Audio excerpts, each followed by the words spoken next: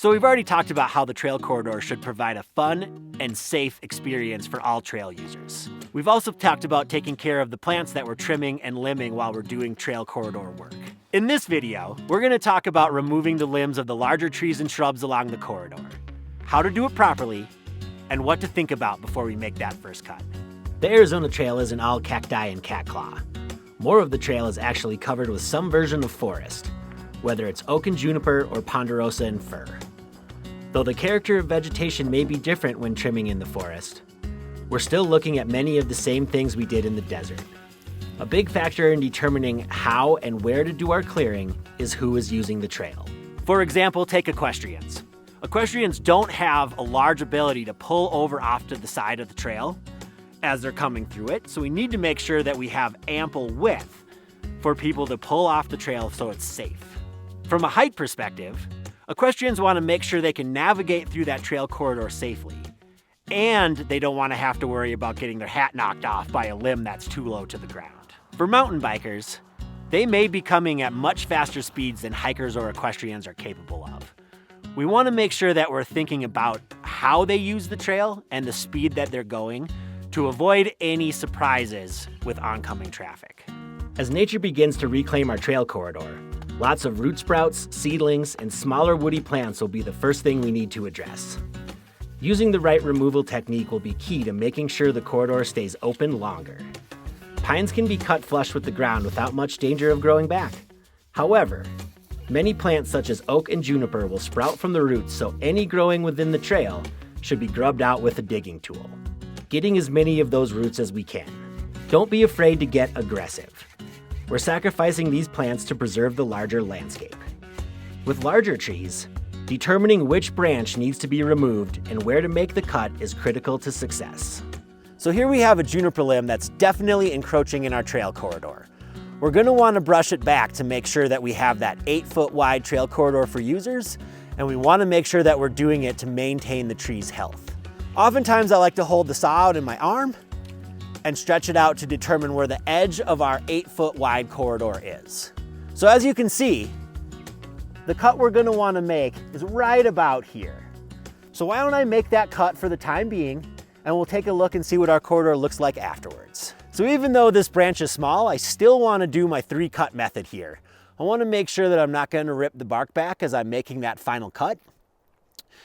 Trees like junipers and mesquites, we could get bark ripping all the way back to the trunk. So small diameter, 3-cut method is still important. So we're going to start with our undercut, most likely about half the diameter of the tree from the bottom. That makes sure once I make my second cut laterally away from the trunk, when this tree falls, any bark above or below this cut isn't going to rip backwards. So now that I have about half that diameter, I'm going to make my second cut out away from the trunk. I'm going to remove the weight of the branches so I can finish my cut off later. We have taken this branch back to establish that 8-foot corridor. Problem is we still have this little guy here. He's still in our way. We have not achieved standards for this trail. So what I'm going to do now is I'm going to follow this back, and I'm going to find out how far I really need to go to remove this branch in the right way. Following this back to the next junction, probably say this stub's about 18 inches long, not good enough. So we're going to follow it back more. So this is a really common thing you find when we're doing trail work on the Arizona Trail. Trees like junipers, mesquites, palo verdes often need to go all the way back, and we need to take that whole limb out all the way to the trunk. Don't be surprised if you find this on your next trail day. So let's get started with our undercut to remove this branch all the way back. So we're going to do our undercut now. So before I go too far, I'm going to check the diameter. Make sure I've cut far enough up this branch to avoid any bark tearing. I think I feel pretty good about that. So I'm about 10, 12 inches away from the trunk. My second cut will be a downward cut, few inches out. And again, we're going to be trying to remove the weight of this branch to make our finishing cut up against the branch collar. Now that we've removed all the weight of the branch, we can feel confident about making that final cut. We want to figure out where that branch collar ends to determine that final cut. Follow my saw around.